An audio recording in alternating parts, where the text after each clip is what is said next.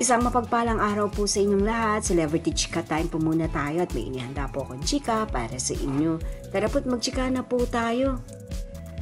May Mendoza, sobrang sexy sa kanyang outfit of the day o OOTD sa Itbulaga. Yes, mga maka-celebrity chika time, yung po ichichika ko sa inyo na lubos rin pong usap-usapan sa social media ng mga netizens, lalong-lalo na nga po ng mga followers at supporters ni Mengay. Tunay naman nga pong overload ang kaseksihan ni Maine ngayong Valentine's Day.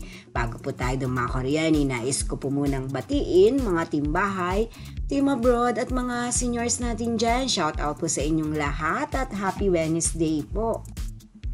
Present nga po si Maine sa longest running noontime show na Itbulaga ngayong Wednesday edition. At look nga po sa kanyang OOTD, talaga naman nga pong kitang-kita ang kaseksihan ni Maine.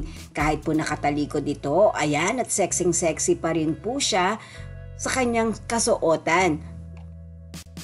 Mapalikod at mapaharapan ni Maine, ay naku, overload ang kaseksihan. Samantala, panoorin po natin ang short video clip na ito ng kaganapan ni Maine ngayong Valentine's Day o Wednesday edition ng Itbulaga.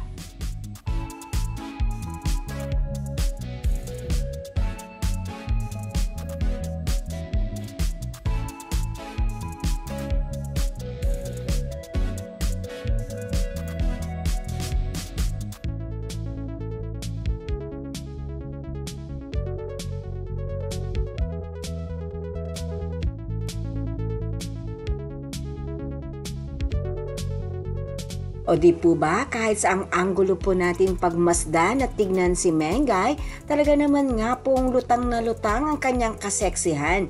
Lalo pa nga at ang kanyang mga kakaibang OOTD ang kanyang mga kasuotan.